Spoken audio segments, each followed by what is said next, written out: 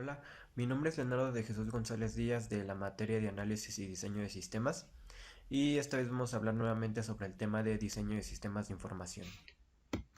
Bueno, comenzamos definiendo lo que es la organización de datos, que es básicamente una estructura física lógica que permite operaciones computacionales, entre ellas editar, guardar, actualizar, sobre un contenido de información. Un ejemplo bastante sencillo de esto es, por ejemplo, en los anteriores semestres nos dejaban realizar distintos programas con programación, ahora sí, donde un usuario pudiera editar, bueno, primero insertar información y esa información la pudiera editar, la pudiera borrar y por ende, obviamente la pudiera guardar. Los tipos de organización de datos tenemos lo que es la organización estructurada, que utiliza información estructurada contenida en libros, artículos, informes, y es tan grande la variedad de información que es muy difícil saber lo que nos va a interesar en el caso de una búsqueda y sería imposible determinar un campo por cada tema. Que la organización estructurada básicamente se refiere a aquella información que es como texto, básicamente.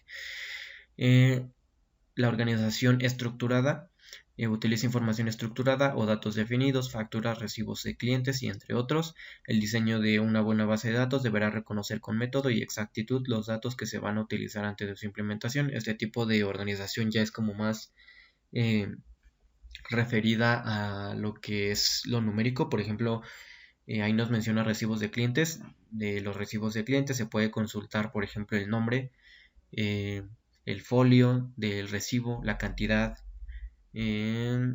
incluso de productos y de pago y demás datos que ya pueden ser consultados mediante métodos.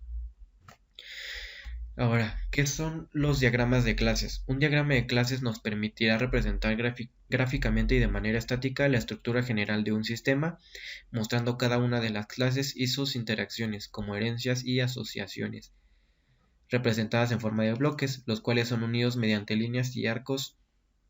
Los diagramas de clases son el pilar fundamental del modelado con UML, siendo ampliamente utilizados tanto para análisis como para diseño de sistemas y software en general.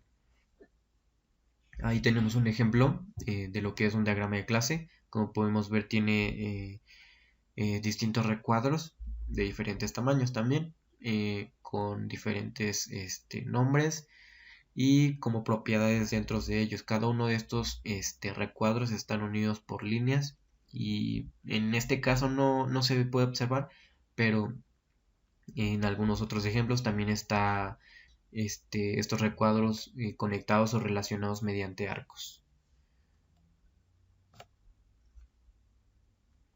Bueno, antes de pasar a lo que es un diagrama de entidad de relación, me gustaría mencionar que, pues básicamente, estos tipos de diagramas son interacciones básicamente entre nodos y arcos, que generalmente representan interacciones, relaciones, además de las interfaces y colaboraciones entre las mismas clases.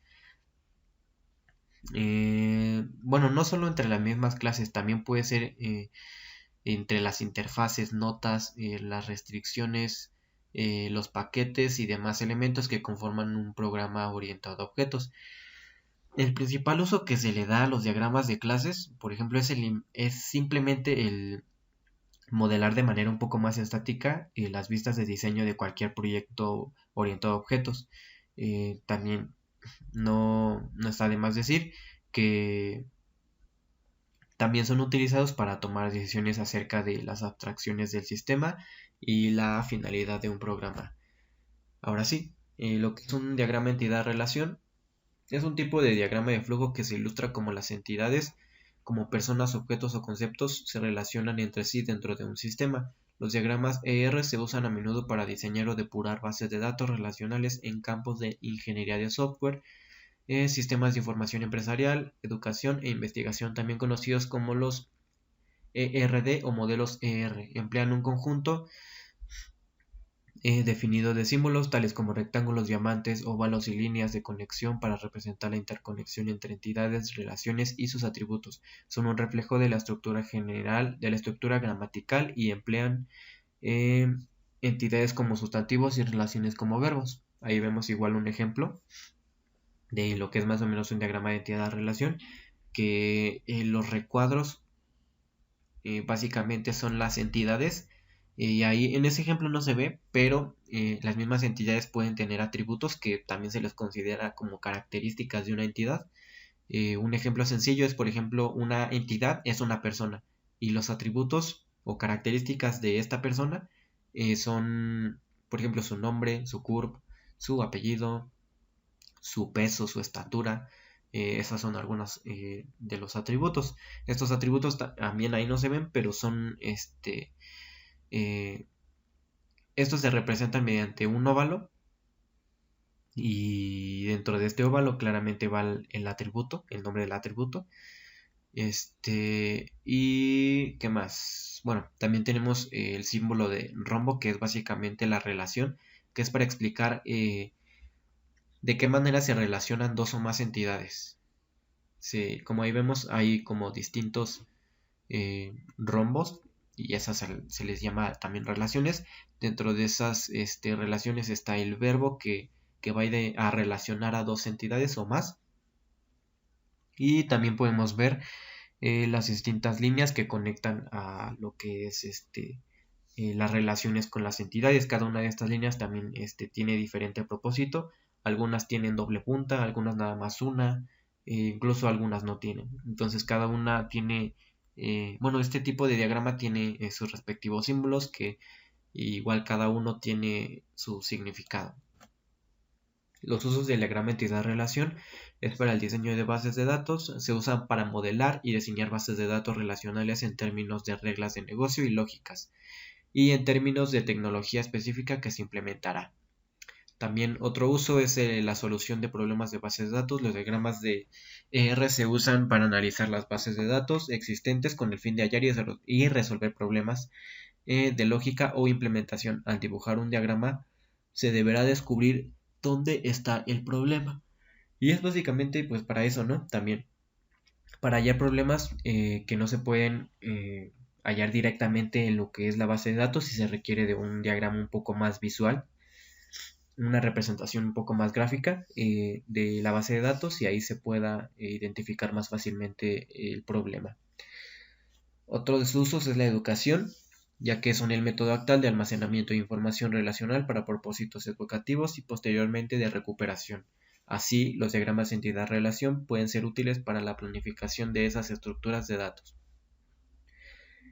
También, entre otros usos, está la investigación. Como hay muchas investigaciones centradas en los datos estructurados, los diagramas entidad-relación pueden desempeñar un papel fundamental en la configuración de bases de datos útiles para analizar los datos. Y esos básicamente son los usos. Ahora, ¿qué es un diagrama de estados? Este muestra la secuencia de estados por los que pasa bien un caso de uso un objeto a lo largo de su vida, o bien todo el sistema.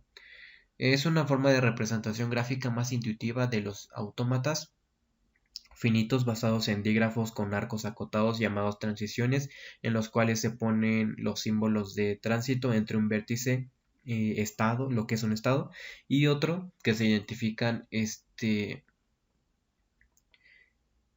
se identifican los estados de partida y los de aceptación del resto. Los diagramas de estado finito son también representaciones más cómodas para su elaboración, legibilidad y comprensión de distintos tipos de abstracciones computacionales de reconocimiento como los autómatas de pila y las máquinas de Turing. Un diagrama de estados, en ocasiones conocido como diagramas de máquinas de estados, es un tipo de diagrama de comportamiento en el lenguaje unificado de modelo UML, de modelado, perdón, que muestra transiciones entre diversos objetos. Cada diagrama de estados generalmente empieza con un círculo oscuro que indica el estado inicial y termina con un círculo de contorno blanco que denota el estado final. Sin embargo, a pesar de tener puntos de inicio y finalización definidos, los diagramas de estado no necesariamente son la mejor herramienta para plasmar un desarrollo en general de eventos. En lugar de ello, se usan ilustran tipos específicos de comportamiento, en particular cambios de un estado a otro. Los diagramas de estado representan principalmente estados y transiciones. Los estados se representan con rectángulos de esquinas redondeadas que se etiquetan con el nombre del estado. Las transiciones se marcan con flechas que fluyen de un estado a otro, mostrando cómo se cambian los estados. A continuación podemos ver uno de estos ejemplos, que por ejemplo, bueno, ya pasando a lo que es un ejemplo un poco más sencillo comparado a lo que está aquí en la imagen, es cuando, por ejemplo, una persona, como conocemos, hay tres estados por lo que una persona pasa durante toda su vida, que es la niñez, este, cuando es adulto y cuando envejece, y ya cuando muere. En realidad, pues son más, pero por mencionar solo puse esos, o mencioné esos. Entonces, esos son tres etapas que en este caso, en el diagrama de estados, se podrán llamar estados. Esos son los tres estados por los que una persona pasa a lo largo de su vida. Y los podemos representar de la siguiente manera, igual como está en la imagen. Podemos poner un punto de inicio, que es el círculo negro. Posteriormente una transición, que en este caso la transición sería el tiempo, ya que es lo que hace que una persona pase de un estado a otro. Y posteriormente esa transición colocaríamos lo que es la niñez, encerrada en un recuadro, en un rectángulo, eh, con esquinas redondeadas. Después de la niñez también hay un largo tiempo, que en este caso también es una transición. Hay un largo tiempo, tiene que pasar un largo tiempo para que el niño se convierta en adulto. Y ahora sí, cuando una persona es adulta, es otro estado. Entonces nuevamente pasa otra transición de tiempo y llega al estado en el que la persona ya es viejo. Ya llegó a la etapa de la vejez o al estado de vejez. Entonces ese sería, por así decirlo, uno de los últimos estados en los que se puede encontrar una persona a lo largo de su vida. Y podemos colocar otra transición de tiempo que ya nos lleve hasta el símbolo que nos indica que es el término, que es un círculo con contorno blanco.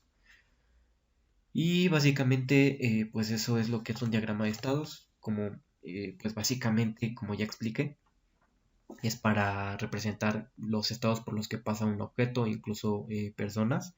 Ya hablando específicamente de sistemas, pues los estados por los que pasaría un sistema.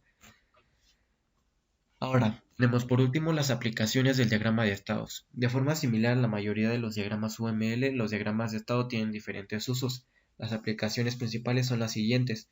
Se usa para representar objetos basados en un sistema reactivo, para ilustrar escenarios en caso de uso en un contexto de negocios, para describir cómo se mueve un objeto a través de diversos estados a lo largo de su existencia. Este es el ejemplo que les mencionaba de una persona. Y por último, mostrar el comportamiento general de una máquina de estados o el comportamiento de un conjunto relacionado de máquina de estados. Y bueno, eso sería todo. Muchas gracias.